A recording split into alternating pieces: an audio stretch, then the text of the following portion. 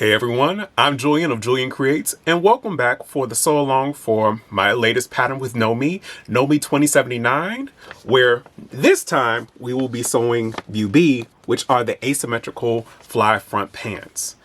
You can check in the last video to see how I put together view A, which is the shirt. These pants really were inspired by wanting something different in menswear. After seeing Marcia of Kichibi Style, her asymmetrical cargo pants, I was like, I love that detail and that feature, and would love to see it in menswear. I decided to do it more on a formal or traditional route, doing it on a regular pair of trousers with a slimmer leg, and it really works well with the way that the top is fit, so that it gives you a nice mix. Here I did it in a metallic suiting, so I was looking like a rock star. But this can definitely also be done in a linen, in a cotton sateen suiting, something like that, to really give you a nice feel. I'm going to be using a cotton sateen suiting to go along with the top, which has a similar colorway. We'll get into that in a bit. But get your fabric, get your pattern. Let's get started. Now that we are starting on the pants, which is view B of Know Me 2079, these are the pieces that you will need. You will need one of piece 9, which is your right front. You will need one of piece 10, which is your left front. And as you can see here, I've already started to cut in my notches, and I am using a stretch cotton sateen suiting. You will need 2 of piece 11, which are your pocket linings. Because of the way that this fabric, I'm using all the same fabric, but you could also use a pocket lining fabric. If you want to make like a coordinated set, you can absolutely use your shirt fabric as your pocket lining. Then out of interfacing, you're going to cut 2 of your piece 12, which is your pocket interfacing. Then you will have 1 of piece 13, which is your right pocket side front. 1 of piece 14, which is your left side front, which is part of your pocket piece. Then you will need 1 of number 15, which is your right fly piece. And then 1 as well as 1 of the interfacing of your left fly facing, which is piece number 16. Then you will cut 2 of piece 17, which is your back piece. I've already started making sure that I'm marking my notches as well as my darts and placement for my pocket. Here I am kind of diverting from the pattern just a tad bit. Normally you would need piece number 18. You will cut 2 of these and 2 of the interfacing for your welt. And then you will cut 2 of in your lining fabric for your pocket.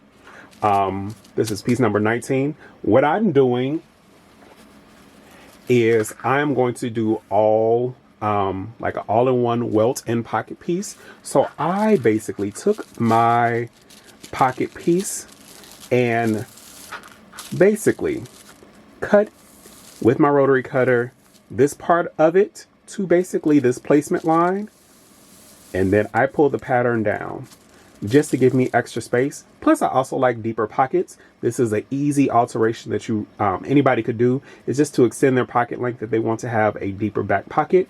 But you can also use it to add in and do like a grown on welt, and we'll add in that piece of interfacing before we sew the welt in. And because I'm using all the same fabric, I don't need to cut any of my back pocket facing. But if you are using like a lining fabric different from your actual like pants, you will want to cut 2 of these. And then finally, you want to cut 2 of your right waistband. So you want to cut 2 of fabric as well as 2 of interfacing.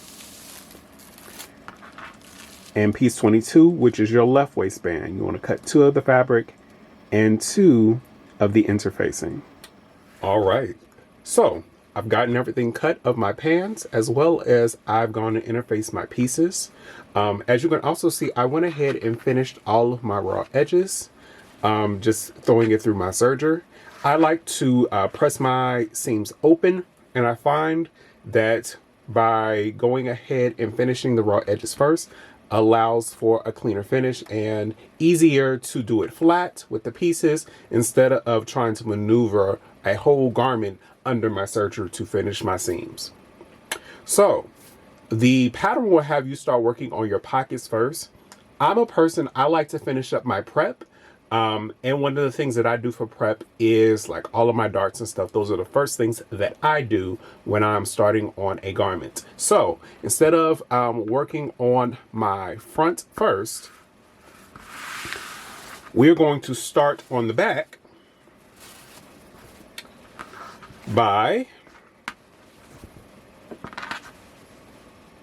I've gone ahead and marked my dart placement. So I'm going to go ahead and sew this end, starting at the top of the dart, working my way to the end, not knotting down here, but making sure I have a tail so I can tie it off. So we're going to put this dart in, and then we're going to press it towards the, actually towards the side, I think. But we will definitely sew this in and then press it. And then I think I'm going to go ahead and start on my back welt pockets next. So I went ahead and sewed in my dart, tied off the edge, and then pressed it towards the center seam.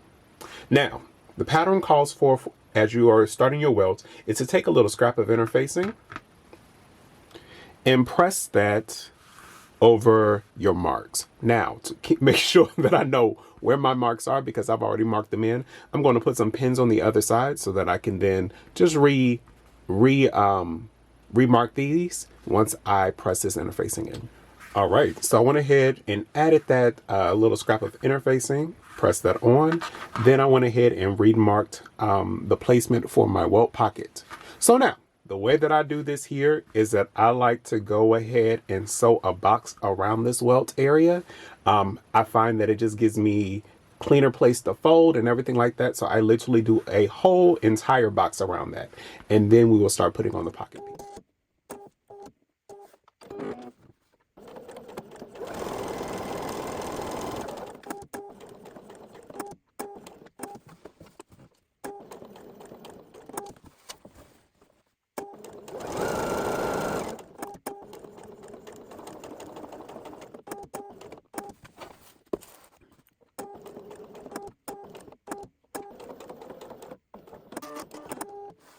So I went ahead and stitched out or basted out the box that I have for my welt pocket.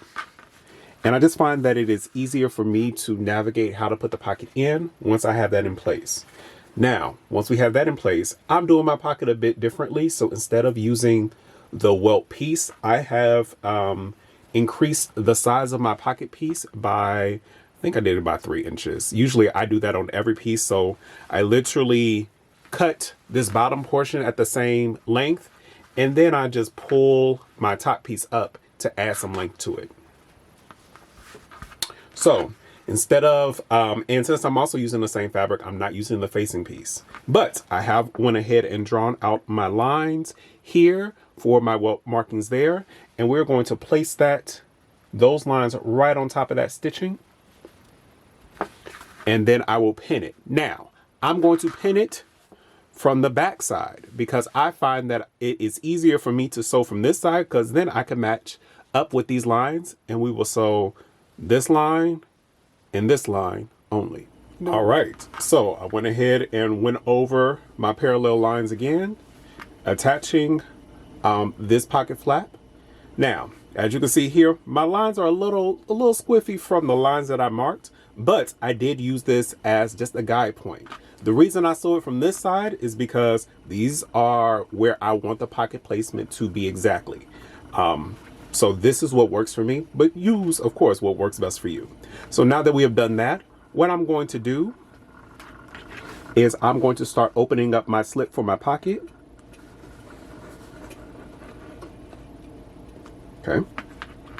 And I don't go all the way over with my rotary cutter. I then go back in with a pair of sharp small scissors, and then we cut 2 that line of stitching on either side.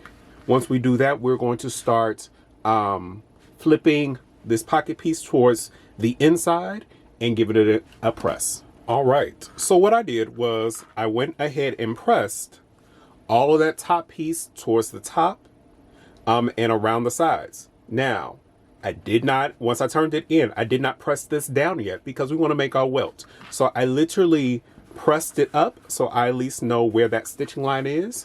And then what we can do is from the back here,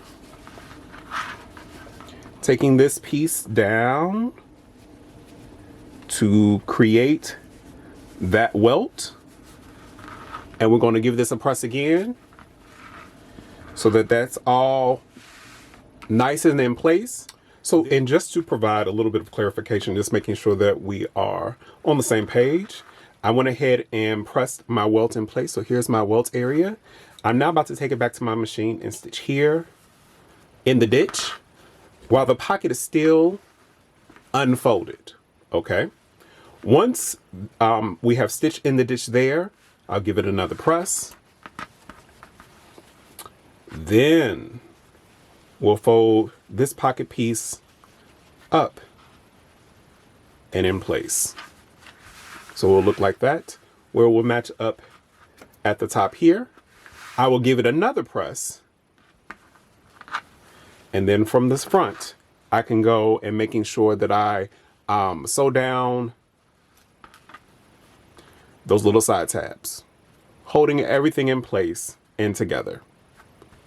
Once I hold down those side tabs and press those in place, I can also do the same along this top edge, making sure that we are going along that pressed seam so that we are holding that welt in place where we would want it, and making sure that we're not going to have any agonizing pockets that look like they can just gape open at any time.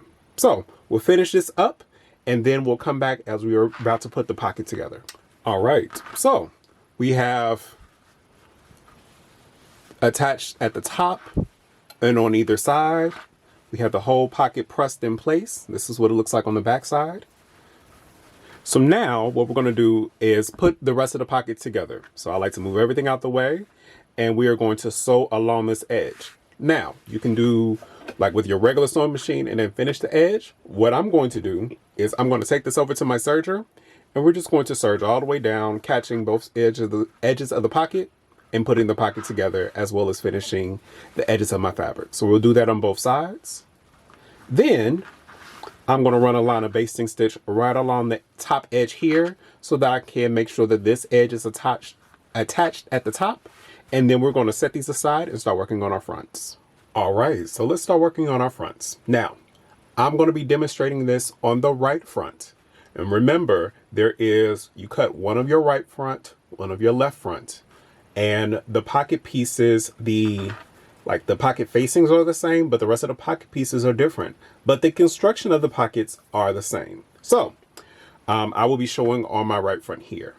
And similar to what I did in the back, I did to the front. So I went ahead and made sure that I finished my edges along what will be like my zipper and my crotch seam and down the inner leg as well as the outer leg.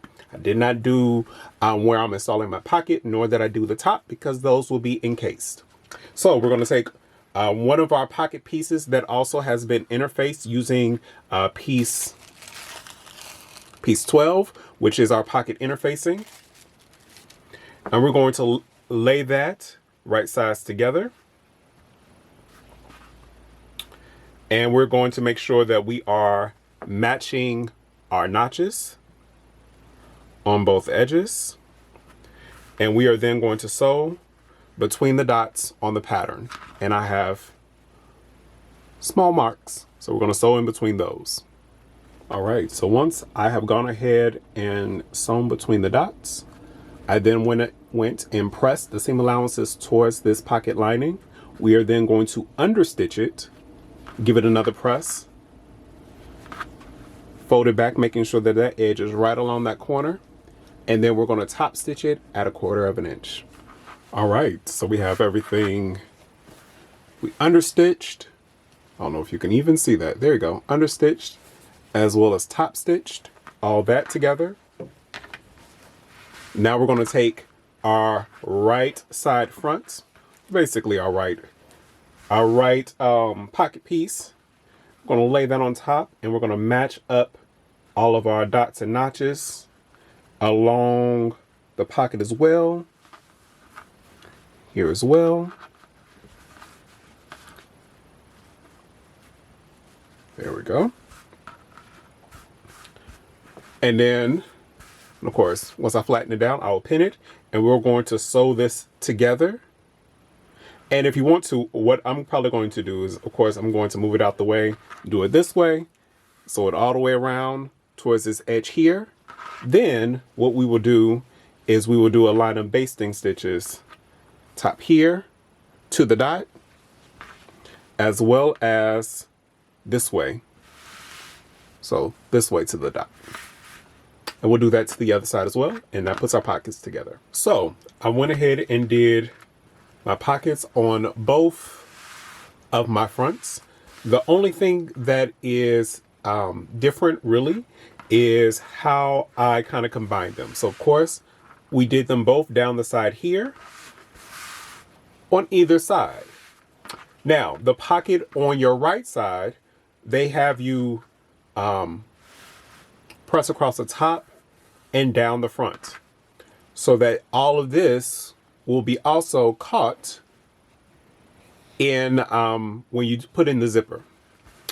On this side, this is still floating.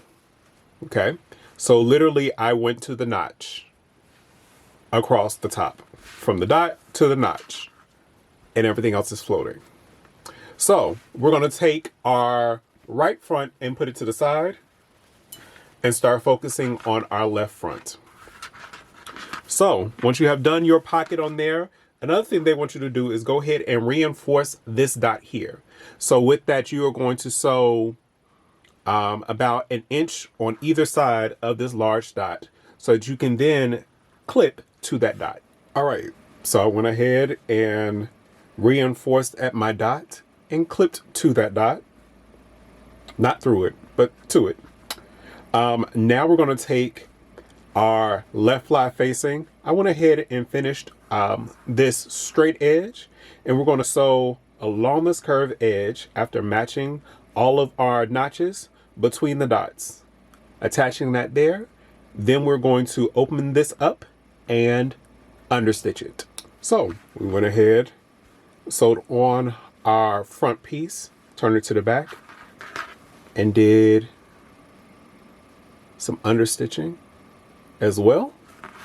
So now what we're going to do is we're going to attach both of our fronts, and we're going to sew from that dot piece all the way down to the notch, attaching both of the fronts together, right sides together. All right, so my fronts are now attached from the dot down to that notch. So from the front,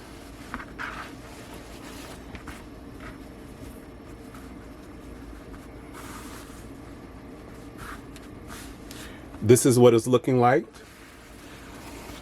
Now, what we're going to start doing is start attaching our zipper.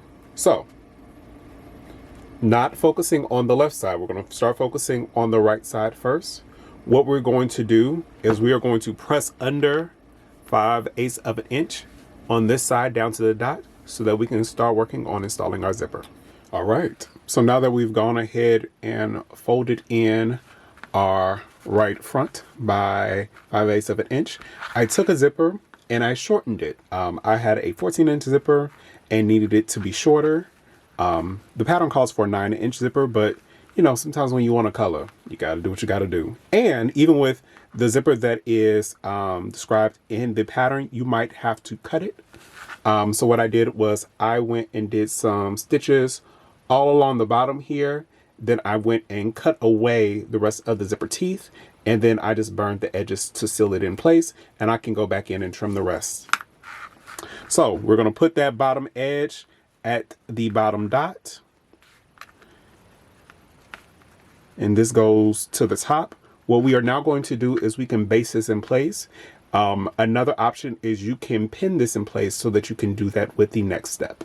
So I'm gone ahead and basted mine in place for the time being. We're now going to take piece 15, which is our right fly, and we are going to fold this wrong sides together, making sure that we match our notches. And we're going to base the raw edges shut, and then we are going to finish all the edges either with a zigzag stitch or with overlocking. So I'm going to take this to my serger and close this all up on all sides. All right, so I went ahead and finished this right fly, and instead of using a basting stitch, I literally just, after folding it in half, I just took it over to my serger and serged it all together on all sides. So now I can still see my notches there. I turned over my pants, so we're seeing the wrong side, and I'm going to pin this right on top like this, matching my notches. And then from the right side, took too many sides up. From the right side, what I can go ahead and do is, using my zipper foot, go ahead and install it right along this edge, right along the pinned edge. Then we can start working on the left front. All right, so we've gone ahead and attached our zipper to our right side with our right fly facing. So what we're going to now do is we're going to take that and bend that out the way and pin that out the way so that we are making sure to not catch it as we start to work on attaching our left side.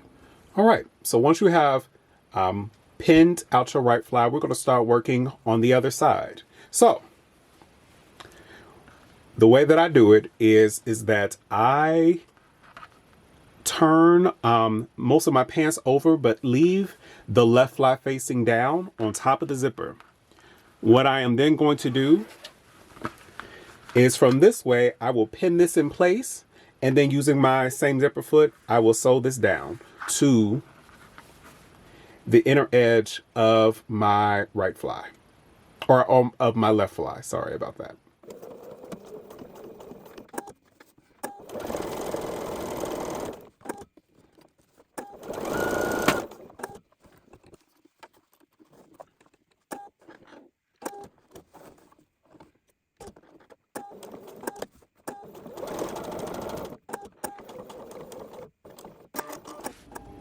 All right, so now that we have gone ahead and sewn our zipper on the left side to the left facing, what we're going to do is focus on finishing up the inside. One of the great things again about this zipper is that for like a zipper installation, I would say this is one of the easiest that you can do, because you don't have any of the top stitching to give it that effect of a zipper. Sometimes when it gets a lot of layers, you can mess up and maybe hit the zipper stop or something like that, break a needle. This is pretty simple. So if this is something that you've been afraid of, like installing a zipper, this might be the pair of pants to start with.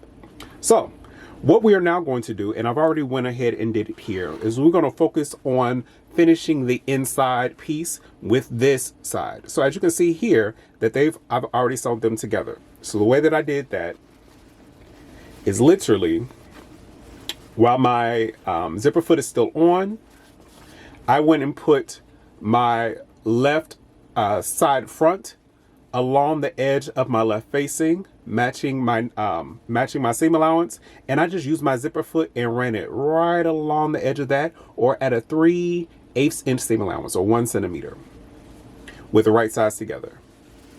So then once I turn that out, we get a nice clean finish of our zipper at the top.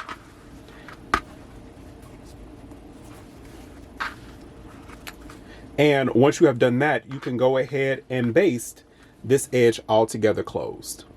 And then we can start focusing on putting our whole pants together. So now that our fronts are put together, we have our zipper in, it's now time to start attaching our fronts to our back.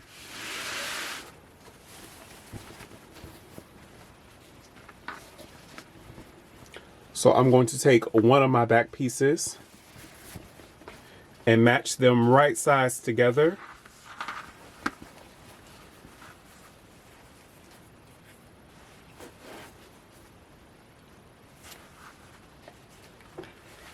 And we're going to sew along the inseam. So from this all the way down, matching our notches all the way down. Now I normally like to start sewing from the bottom up. So I probably will turn these around and sew these from the bottom up with a 5/8 inch seam allowance on both legs. So once I went ahead and sewed the inner leg seams, I went ahead and pressed them and then pressed the seam allowances out, just so that there could be that flatness along the seams. Hence why I went ahead and finished the edges first. Now what we're going to do is we are going to do our crotch seam, matching up our notches, and we're going to sew our crotch seam to the dot where we sewed earlier. And for reinforcement, we're going to sew over that again. So now that we've gone ahead and double stitched our crotch seam to the dot, I went ahead and pressed those seam allowances open as well. And because we had already notched in at the dot near the fly, I'm able to press those out evenly and not have any issues there. What we are now going to do is we are going to do our outside leg seams on either side. Again, I like to sew from the bottom up, making sure that I'm matching all of my notches together. So we'll sew these at a 5/8 inch seam allowance. Then you can press these to the back. Again, because I've already finished these edges, I do prefer to press them open, but you can definitely press these seam allowances towards the back and it'll be fine, and we'll start working on our waistband. So now, after doing our side seams as well, the main body of our pants are done, and we're going to put these aside and start working on our waistband. To get our waistbands together, we are going to take one of our interface left waistbands and right waistbands, and we are going to sew them together at the double notch on the edge at 5/8 inch seam allowance. So once I stitch together the right and left waistband, I press my seam allowance open, and as you can see, I've already started to pin, making sure that all of my notches and dots match, and we have this right sides together. So we're going to sew this at 5/8 inch seam allowance all the way around, and then we'll start working on the inner waistband. So once I sewed on the waistband, I went ahead and pressed it and then pressed my seam allowances up. You can trim some of the seam allowance away, and I went ahead and then sewed up the back center back seam of my waistband facing and pressed up a 1/2 inch along my notched edge. You can then trim this down to 1/4 inch. I like to leave a little bit more room just to make sure I catch it. That's me. So what we're now going to do is right sides together. We're going to pin this and sew this around the whole waistband, and then we'll come back to focus on finishing. All right. So we went ahead and sewed our facing in place. I then went and graded my seams here and here and started to turn it out. But before fully turning it out, I went to as far as I could and understitched the seam allowance towards the facing itself. So we understitched that all the way around, and then I just gave it a good press. Now, what we're going to do is we're going to start pinning this in place so that we can stitch in the ditch from the outside, holding this waistband in place. I also went ahead and started trimming, making sure that all my seams and stuff were trimmed up. But overall, you will be done with your pants. As you can see, there are no belt loops or anything like that. But once you have sewn in your waistband, you can start working on your finishing. So to finish this, you will want to make sure that you hem the bottom, and you want to put in your fasteners. For these pants, you will have a buttonhole here on your right side, and you will place a button here. That button does need to be put in by hand so that you don't see it from the front. Also, you want to put a hook and bar at the edges here so that you can fully clasp it together. Now, this is a curved waistband, so it is meant to fit.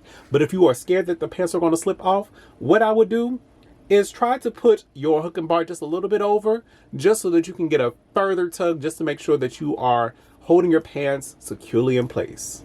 But once you have done that and given it a good press, you are done with view B of ME 2079.